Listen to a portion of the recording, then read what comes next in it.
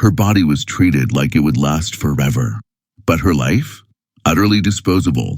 Margarita Teresa of Austria, the girl in the gold frames, the angelic figure at the center of Europe's most famous paintings, was the most painted girl in all of Europe. Not because of who she was, but because of what she represented. Her flawless little image was plastered across palaces, passed through royal courts like a calling card, and turned into a living emblem of Habsburg purity. But behind that pristine face, a horror story. Her body quietly deteriorated while her portrait stayed ageless. She was the product of incest. Her mother and father? Uncle and niece. Her husband? Also her uncle. At 15, they ripped her from Madrid and shipped her to Vienna so she could marry the same man she'd always called uncle. And for the next 6 years, they forced her to bear children for the sake of empire. Her womb, not her will, defined her worth. 6 pregnancies, one still inside her when her heart finally gave out. She died at 21. Alone, exhausted, sick, not a woman, not a wife, but a sacrifice. Flesh and blood thrown onto the altar of dynastic survival. They buried her, but her image lived on flawless and polished. You won't find her decay in Velasquez's brushstrokes. You won't see the hereditary curse lurking behind that symmetrical face. Because Margarita Teresa wasn't born from love. She was the result of a genetic tradition soaked in fear, the fear of diluted power. She was a child created by incest, bred to reproduce, not to live. This is the story of the princess they loved to display, but destroyed behind palace walls. A girl whose DNA was stitched from centuries of royal inbreeding, a so-called miracle of health in a crumbling bloodline. The Habsburgs saw her as valuable not because she was alive, but because she hadn't yet collapsed. She was treated like a living jewel, priceless, fragile, always on display. Born in rooms of carved marble and painted ceilings, Margarita was the dynasty's last good bet, the final card in a deck already warped by generations of inbreeding. To them, she wasn't just a princess. She was a medical anomaly, a functioning heir, a beautiful lie wrapped in lace. She took her first steps in the grand halls of the Alcazar in Madrid, but even then, she wasn't raised to be, she was raised to appear. Love came second. Manners came first. Playing was a distraction. Posing was a duty. Her childhood? A ritual of stillness, tight corsets, stiff fans, rehearsed smiles. Every morning was a performance. Every gesture a commandment. Spontaneity was for servants. She wasn't a child. She was a symbol, a breathing artifact. And around her, adults worshipped the icon, not the girl. Every inch of her life was choreographed. The way she walked, the way she tilted her head, even how long she blinked. At 5, she was already immortalized in oil, one of the Menenists in Diego Velázquez's famous masterpiece. But while the world's eyes locked on that glowing child at the painting center, nobody noticed the prison she was painted into. She was never free. Each brushstroke was a chain. She was the visual embodiment of an empire begging to stay relevant. Velázquez painted her 5 times. But no matter how she aged, the image stayed the same. Angelic, delicate, untouchable. Because that's what the Habsburgs needed her to be, an illusion of youth masking a dynasty's decay. Her life looked sweet, but only from the outside. While stylists powdered her skin, the Habsburg court tightened its grip. She had chocolates under her sheets, banned by doctors. She'd had stomach problems since she was little. No one cared. Pain didn't matter. Smiling did. She learned early that laughter was performance. Every emotion had to be measured, diluted, and approved by the court. They watched her constantly, not out of love, but out of control. She learned languages like weapons, tools for future diplomacy. German for her Austrian relatives. Latin for mass, documents, and hiding her real feelings behind a wall of polite nonsense. Her entire world was negotiations, bloodlines, royal strategy. Even her fate was pre-written in legal ink, a girl-shaped placeholder in a centuries-old plan. She was no longer allowed to be a girl.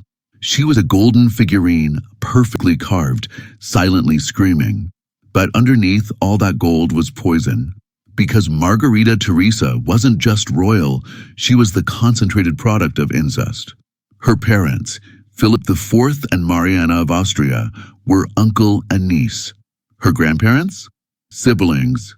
Her bloodline wasn't noble. It was a collapsing house of cards. The Habsburgs married within the family not for love, but out of fear. Fear of tainting the blood. Fear of outsiders.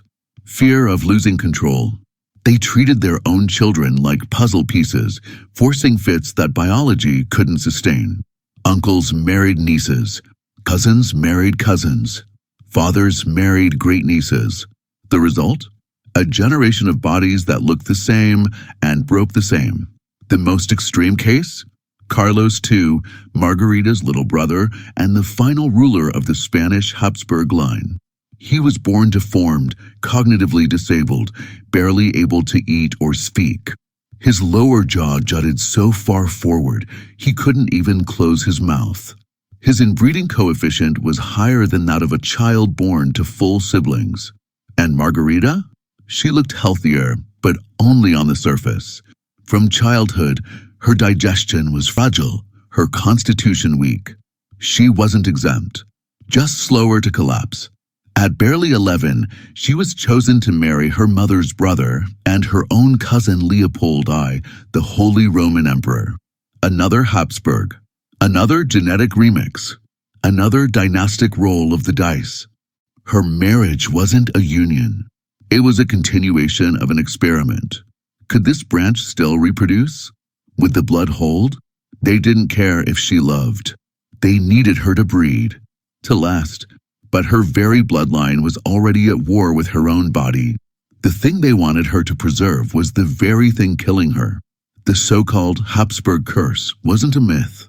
It was visible, etched into bones, recorded in medical journals, painted in the blank eyes of royal portraits. And Margarita? She was one of the last victims who could still understand what was happening. Her marriage was signed and sealed long before she could even understand what marriage was. By the time she turned 11, ambassadors were already drawing up the contracts. She was a pawn, a golden pawn, but still a pawn. Her fiancé? Uncle Leopold, Emperor of the Holy Roman Empire. In 1666, at just 14, she was forced to leave everything behind: the palace, her dolls, her childhood. She began a slow, 6-month journey across Europe, from Madrid to Vienna. Surrounded by chaperones, clergy, and envoys, she was paraded through each city like royal cargo, a treasure in a box. But inside, she was already breaking. The journey was cold, slow, brutal. Letters from the time speak of constant vomiting, exhaustion, moments where she couldn't even stand at ceremonies. Still, the empire demanded she smile. Margarita didn't travel. She was transported like a sacrifice. Her wedding was a spectacle, a fantasy, but behind closed doors, diplomats whispered the truth. She was pale. She cried often. She looked tired. And more disturbing, even after the wedding, she still called her new husband uncle. Leopold was polite, gentle, even, but he was still a Habsburg. And to him, Margarita wasn't a wife. She was a vessel. Their marriage bed wasn't for love, it was a political operation. And it worked. Within months, she was pregnant. Vienna felt like exile. She brought her Spanish ladies in waiting, but they never truly adjusted. She clung to her native tongue like a lifeline. She hated the food, rejected the dresses, avoided the rituals. In body and spirit, Margarita remained foreign. Even as her belly swelled, she felt more alone. Leopold tried. He threw parties, concerts, royal hunts, but nothing could touch the cold growing inside her. She was fading, growing thinner, paler, quieter. She spent entire days locked away in her chambers. And the court doctors, they were already worried. They scribbled notes, melancholy, unexplained weakness. But the real diagnosis? Centuries of royal rot passed down in gold-plated cradles. Today, we might call it depression or simply the crushing sadness of knowing she belonged to an empire. No one asked if she was happy. All that mattered was that she fulfilled her role. The princess had been handed over like a possession, and now it was only a matter of time, waiting to see if she would bloom or wither. Her first child was stillborn. The second died within months. The third didn't survive a single day. The fourth lived only a few weeks. Each birth, instead of bringing joy, felt like a sentence, pushing Margarita Teresa one step closer to the abyss. For 6 years, her body was a battlefield. Just as she began to recover from one pregnancy, she was already carrying the next. The walls of her palace in Vienna witnessed her stifled screams, her cries in the dark, the empty cribs that whispered loss. Her blood stained more sheets than royal garments ever would. And yet, she was expected to smile. Only one daughter survived, Maria Antonia. But even that fragile hope wasn't enough to heal the toll. Each pregnancy weighed heavier on Margarita's failing body. Her strength drained away. Doctors spoke of chronic fatigue, melancholy, fainting spells, but behind those words lay the brutal truth. Margarita was dying from the inside out. Her skin lost its color, her eyes dimmed. She withdrew from official events, spending entire days confined to her bed, racked by pain, fever, and silence. Her childbirths were long, excruciating, always watched over by doctors and clergy. But by then, Margarita's body was no longer hers, it belonged to the empire. She was touched, examined, and used with clinical coldness. Reports from Austrian ambassadors described her condition as serious and unstable, but the details were carefully hidden from the public eye. No one was meant to know the empress was slowly bleeding out. In 1673, a high fever set off alarms. She struggled to breathe, vomited blood. Her confessor was urgently summoned, and she was given last rites. 2 days later, she died. And inside her, another life died too, a baby lost before it ever took its first breath. There were no public tears, only formalities, the muffled beat of funeral drums. The empress lay in her coffin, broken on the inside but perfumed on the outside. The autopsy was clear. Her uterus was lacerated and torn beyond repair. Her thyroid was swollen. Her blood was poisoned by exhaustion. The empire had drained the last drop of life from the girl who once brightened Velázquez's paintings. Her funeral was long, formal, grand. But beneath the pomp, everyone knew the truth. She hadn't died from illness. She died because she was used. Margarita Teresa's only daughter, Maria Antonia, was born in January 1669. She was the sole survivor of 6 children who made it past infancy. From the moment she was born, the weight of an empire rested on her tiny shoulders. A girl with a name, a queen, and a predetermined fate. Raised between Vienna and strict protocol, Maria Antonia grew up shadowed by the palace, still mourning its lost queen. Her education mirrored Margarita's: obedience, religion, diplomacy, the polite smile, and constant restraint. From an early age, talk of her future marriage filled the halls, seen as a strategic move to ease tensions between Spain and France. She married the Grand Dauphin, son of Louis XIV, a union meant to seal peace between 2 rival powers. But for Maria Antonia, it was nothing more than an echo of her mother's sacrifice. In France, she was seen as a foreigner, a tool, a potential mother. She bore 3 children, but Margarita's shadow followed her every step. She died at 23, worn down by childbirth and illness. Her oldest son, José Fernando de Baviera, became the chosen heir to the Spanish crown, Margarita Teresa's direct grandson, and the last hope for a peaceful succession. But in 1699, at just 6 years old, he suddenly died. Rumors whispered of poisoning, but others pointed to weak health, a legacy inherited through the bloodline. When he died, the royal line was broken forever. What followed was chaos, the War of Spanish Succession. A Europe torn apart over the remains of an empire built on the backs of young bodies like Margarita's daughters, her grandsons. 3 generations cut short. 3 lives sacrificed for a dynasty that could not survive itself. Margarita didn't just die in 1673.